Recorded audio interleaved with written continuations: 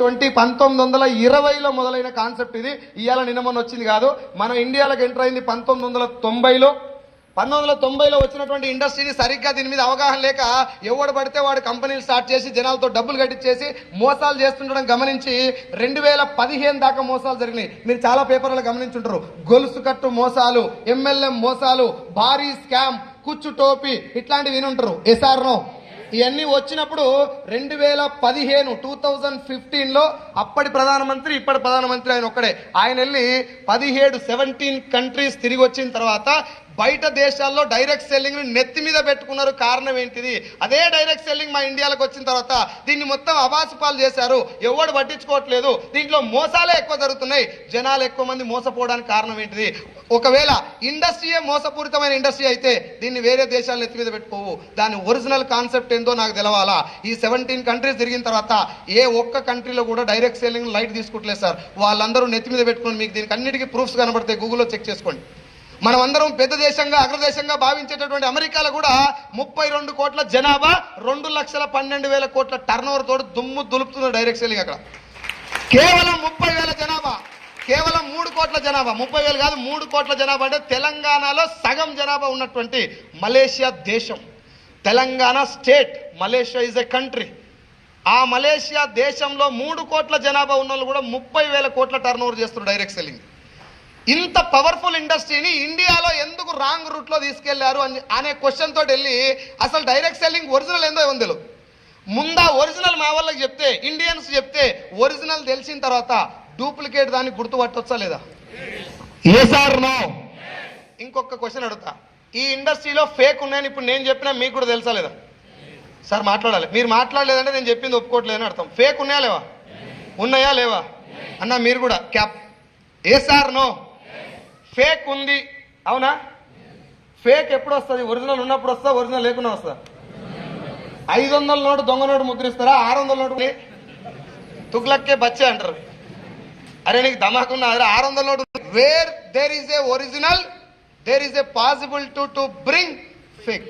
అంటే ఒరిజినల్ ఒక వ్యవస్థ ఉన్నప్పుడు మాత్రమే దాన్ని ఫేక్ చేయడానికి ఛాన్స్ ఉంటుంది. ఒప్పుకుంటారా? ఏ సార్ నో. ముందు మనకు తెలవాల్సిందంటే అసలు ఒరిజినల్ ఏంటిది, ఏం జరుగుతుంది ఇప్పుడు ఇండియాలో, ఎస్పెషల్లీ తెలంగాణలో, తెలుగు రాష్ట్రాల్లో ఏం జరుగుతుంది అంటే ఎవడన్నా నాలాంటి వాడు వచ్చి అన్న ఒక ఖతర్నాక్ బిజినెస్ ఉంది, ఇగో పలానా ఆయనకి ఇంత ఆయనకి ఇంత ఆయనకి ఇంత వచ్చిందని చెప్పగానే ఫేక్ దొబ్బేరు ఎడికెళ్ళి అని ఎలా కొడుతారు. నెంబర్ 1. నెంబర్ 2, సేమ్ కండిషన్ అన్న ఇగో ఇంత పైసలు వస్తున్నాయంటే ఈ సంగ వస్తున్నాయిరా నన్ను కూడా వేసుకో కింద, ఇగో మా తమ్ముడు మా చెల్లె మొత్తం వీళ్ళందరూ వేసుకో కింద వేసుకుంటూ పోయిగా ఇంకో మా దోస్తులను కూడా పరిచయం చేస్తా. ఈ 2 డేంజరే. తెలవకుట్ట నిలగొట్టుడు డేంజరే, తెలవకుట్టంలో జాయిన్ అయినా డేంజరే. ఏ సార్ నో.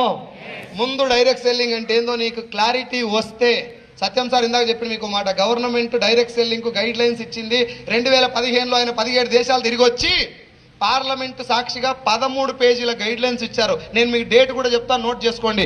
2016 సెప్టెంబర్ 9వ తారీఖు, సెప్టెంబర్ 9వ తారీఖు 2016 న్యూఢిల్లీ కృషి భవన్లో రామ్ విలాస్ పాస్వాన్ గారి మంత్రి గారి ఆధ్వర్యంలో దీనికి చట్టం గైడ్ లైన్స్ ఇవ్వడం జరిగింది.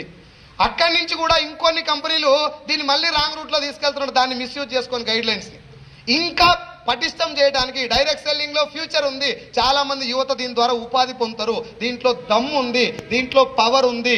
దీని గనక మనం కొంచెం ఎంకరేజ్ చేస్తే, ఒరిజినల్ దానికి పట్టం కడితే డూప్లికేట్ తోక ముడిస్తే అనే ఉద్దేశంతో మళ్ళీ చెప్తున్నా ఇంకో డేటు 2023 జూన్ 21వ తారీఖు, 2023 జూన్ 21వ తారీఖు. డెస్క్టాప్ మీద ఉంది సత్యం సార్, ఒకసారి డెస్క్టాప్ మీద చూడు. డెస్క్టాప్ మీద ఉంది. భారత్ జర్ర పైకర్ గెజిట్ ఆఫ్ ఇండియా దేని గురించి కొంచెం పైకర్ డేట్ చూడండి సార్ ఒకసారి. 1 మినిట్ డేట్ చూడండి. ఎంత ఇది సార్? కనిపిస్తుందా? కొంచెం జూమ్ చేయదండి. అక్కడ రైట్ సైడ్ నుంచి పైన పైన పైన పైన ప్లస్ చూడు సత్య. ఇక్కడ కొంచెం జూమ్ చేయి సార్. డేట్ కనిపిస్తుందా?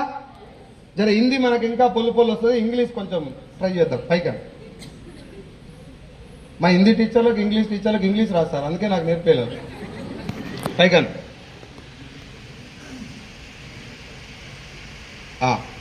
సరే, ఇగో ఇది ఇంగ్లీష్ దగ్గర కొంచెం పైకి, ఇగో కొంచెం జూమ్ చేయి సత్య, జస్ట్ జూమ్ చేయి.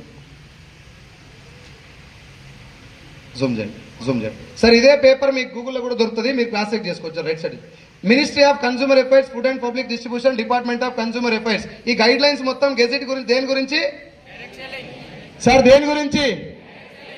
ఇది రీసెంట్ గా వచ్చినటువంటి ఒక చట్టబద్ధత కల్పించడానికి ఇచ్చినటువంటి గెజెట్. రైట్. సో ఇప్పుడు నేను చెప్పేది ఏంటంటే, గవర్నమెంట్ గెజెట్ ఇచ్చిందంటే, రూల్స్ పెట్టిందంటే చేయమన్నట్ట వద్దన్నట్ట? ఇంకొకసారి మీరు కాదు, చేయమన్నారంటే మంచిదన్నట్ట, మందిని ముంచేదన్నట్ట? అయినా కూడా మంచిది ఎందుకో చెప్పినాకనే అది ఒప్పుకోండి. మీరు ఈ చట్టాలు లాసు అందరికి తెలియదు, కానీ కొంచెం కామన్ సెన్స్ తోటి ఇలా మోసం ఉందా లేదా తెలుస్తా లేదు సార్? ఏ సార్ నో? అది ఒక్కసారి తెలుసుకుందాం. జస్ట్ తెలంగాణ భాషలో మాట్లాడుకుందాం. ఒక్క 2 నిమిషాలు.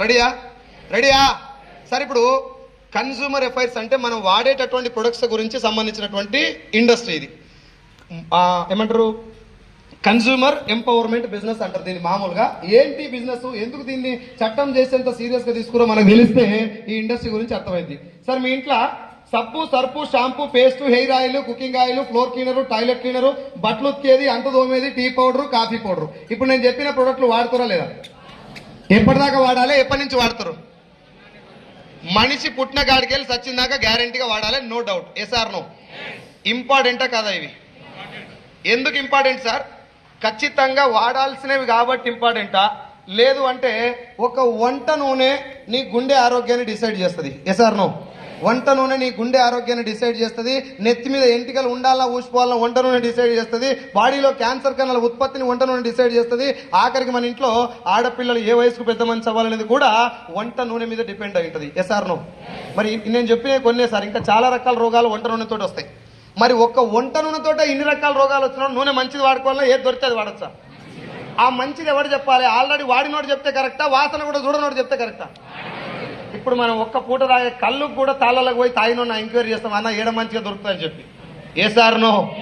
ఒక్క పూట తాగే కళ్ళు జర్ర గోడవతలు పోతే అయిపోయే కళ్ళు అది ఒకటే పూటకి. కానీ దాన్ని 20 మందిని 4-5 రోజుల నుంచి ఎంక్వైరీ చేస్తారు, ఏడ తాగాలి, ఏడ గట్టిగా దొరుకుతాయి. ఎప్పుడన్నా చచ్చిపోయిందాక వాడేటటువంటి నీ కంప్లీట్ ఆరోగ్యాన్ని డిసైడ్ చేసేటటువంటి వంట నూనెని ఎవరన్నా అడిగినవా? సబ్బు ఎవరన్నా అడిగిరా? పిల్లలు పెద్దోళ్ళు తేడా లేకుండా పేస్ట్ తోటి రుద్దుకుంటారు కదా, పేస్ట్ ఎవరన్నా అడిగిరా? చాయ్ పత్తి ఎవరన్నా అడిగిరా? హెయిర్ షాంపూ, హెయిర్ ఆయిల్ ఎవరన్నా అడిగిరా? అడగలే కానీ షాపుకు పోయి లటక్కన పోయి పుట్టుకుని వేసుకొస్తారు కదా. ఏ సార్ నో? మీరు ఎప్పుడన్నా ఇప్పుడు మీ ఒంటి మీద ఉన్నట్టువే కొన్ని చెక్ చేసుకోండి. ఈ మెడకేసుకున్న చైన్ చెక్ చేస్తారా? ఉతక పట్టుకొస్తారా? చెక్ చేస్తారు, సెలెక్ట్ చేస్తారు షాప్కి వెళ్ళి. ఏ సార్ నో? ఒకసారి వెళ్ళాడన్నా నువ్వే ఈ క్యాప్ సెలెక్ట్ చేసి ఉంటాడా? అట్టే పట్టుకొచ్చుంటాడా? బ్రేస్లెట్ కూర్చోన్నా, బ్రేస్లెట్, వాచ్. సార్ మాట్లాడాలి, 15 నిమిషాలు టైం అడిగినా 15 నిమిషాలు అయిపోవాలంటే మీరు మాట్లాడాలి. వాచ్ సెలెక్ట్ చేస్తారా? పట్టుకొస్తారా? ఫోన్ వెనుక పౌచ్, దుసడి తీగలు చెవులో పెడతారు కదా, పాటలు వింటారు, ఇవన్నీ సెలెక్ట్ చేస్తారు. ఇవన్నీ వాడకపోయినా పెద్ద నష్టమేమి. కానీ నూనె వాడకపోతే మన బండి నడవదు. ఖచ్చితంగా వాడాల్సిన ప్రోడక్ట్ మంచిది వాడకపోతే జీవితం జమ్మల మడుగు జాతర అవుతుంది. ఇప్పుడు నూనె సెలెక్ట్ చేయాలన్నా, టిక్లీ బొట్లు సెలెక్ట్ చేయాలన్నా? షాప్కి వెళ్ళి ఏది సెలెక్ట్ చేస్తారు? మరి నూనె సెలెక్ట్ చేస్తారా? స్టిక్కర్లు సెలెక్ట్ చేస్తారు. గంట సేపు షాప్ ఆడి షట్టర్ కిందికేసిందాక సెలెక్ట్ చేస్తారు, అని చుట్టూ వెనక కలిసిపోయేదాకా. వాడు దండం పెడతారు, వద్దమ్మా తల్లి నీకు ఏం కావాలో అది తీసుకొని తొందరగా బయటకు అన్నదాకా సెలెక్ట్ చేస్తారు. నిజం చెప్పండి, స్టిక్కర్ ఇప్పుడు పెడితే గంట గాలికి వచ్చి చూసిపోతుంది. చేశాను మరి గంట కూసిపోయి స్టిక్కర్ సెలెక్ట్ చేయాలన్నా? చచ్చిపోయిందాక వాడాల్సిన వంట నూనె సెలెక్ట్ చేయాలన్నా? స్టిక్కర్ షాప్కి వెళ్ళినాక నీ మైండ్ లో ఏదొస్తుంది కొనవు, ఆడ చూసి సెలెక్ట్ చేస్తారు షాప్కి వెళ్ళినాక. కానీ ఇంటికాడ నీ మైండ్ లోనే ఫిక్స్ అయిపోతావు ఏ నూనె కొనాలని. నీ మైండ్ లో వంట నూనె ఫిక్స్ చేసింది ఎవరు? మీ అత్తమామనా, లేకపోతే మీ ఆయననా, లేకపోతే మీ పూర్వీకులా ఎవరైనా చేసిరా? టీవీలో ఏదొస్తే అది పోతుందా లోపలికి? మాట్లాడాలి సార్. అడ్వర్టైజ్మెంట్ లో ఏదొస్తే అది మీ మైండ్ లోకి పోతుంది. నీ మైండ్ లోకి ఎక్కువ సార్లు పోతే నీకు తెలకుంటే అది మీ ఇంటికి వస్తుంది. ఏ సార్ నో? ఇప్పుడు ఒక మాట చెప్పండి, అడ్వర్టైజ్మెంట్ ఎవరు ఇస్తారు? సెలబ్రిటీస్. హీరోయిన్లు కాకుండా అందరు ఇక సెలబ్రిటీస్ ఇస్తారు. పైసలు తీసుకోనా పుణ్యానిక? ఎవరివా పైసలు? మాట్లాడాలి ఎవరివి? మన పైసలు తీసుకున్న